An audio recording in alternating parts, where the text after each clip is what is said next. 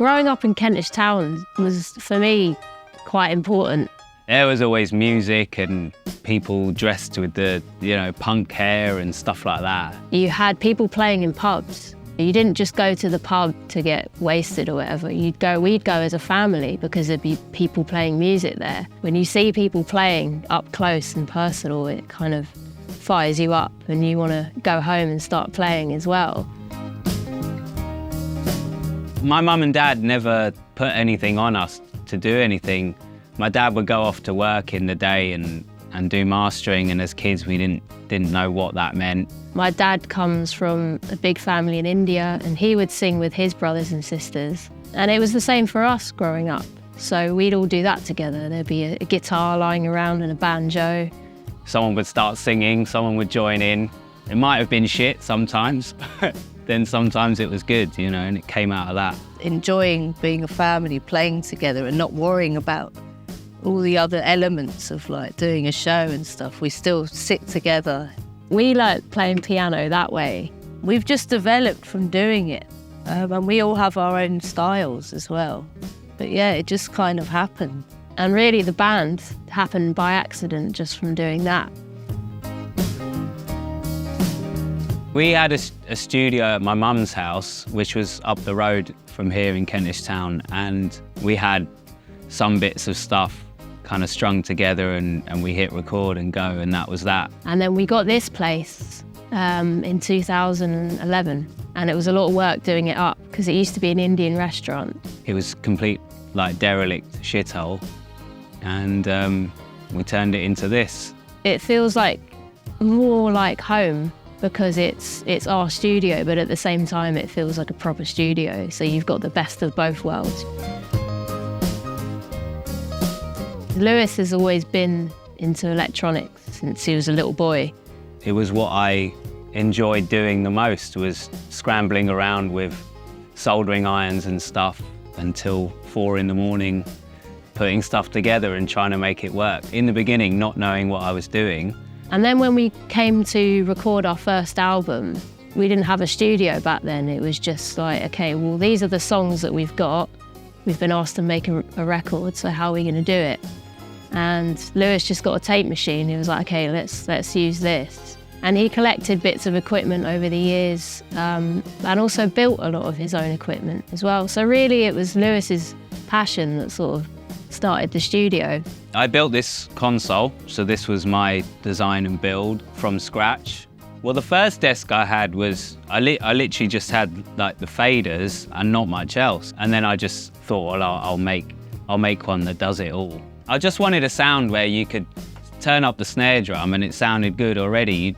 You didn't have to, in a lot of studios, you have to start EQing and compressing before it's ready to go in the mix. And my thinking's like, well, it should just sound good straight away. And if it doesn't sound good straight away, then maybe the desk is ruining the sound, I also build my own digital equipment. I don't record digitally, but I built a whole digital converter system from my own design as well. And I don't think any other studio has a custom one like that. We do have the option to record on Pro Tools here. I mean, we have experimented, we've done endless amounts of comparisons and tests, but we just go back to what we know because we just prefer it and it's more enjoyable for us. And at the end of the day, we're doing it because we enjoy it.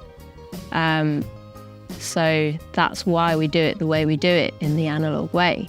I think with the analog and digital thing, it really depends on what music you're making. But the way we like to make music is keep it analog from the start, because that's how it starts out.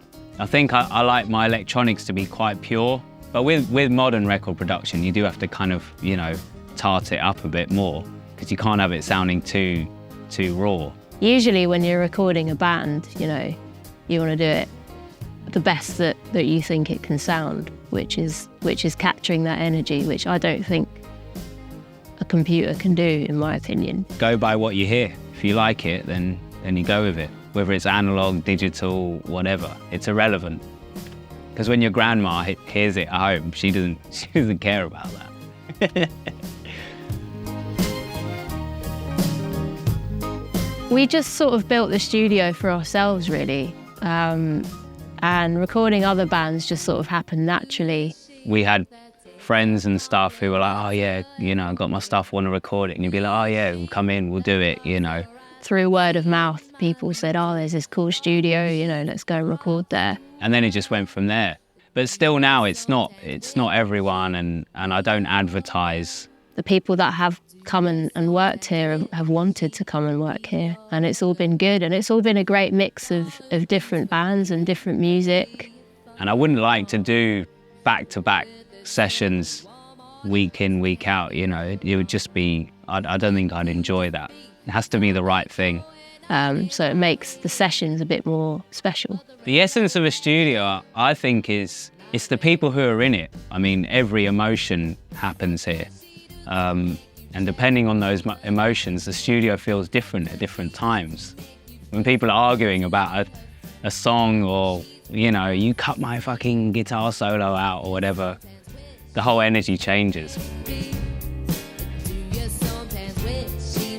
When I was about 7, 8, 9, something like that, I went to a piano auction room with my dad. Yeah, the hope was to come out with, you know, find one that we want to buy. In the end, the Bechstein was the winner out of, it was between two, I can't remember what the other one was. But yeah, it just had this really warm sound that just sort of went through you.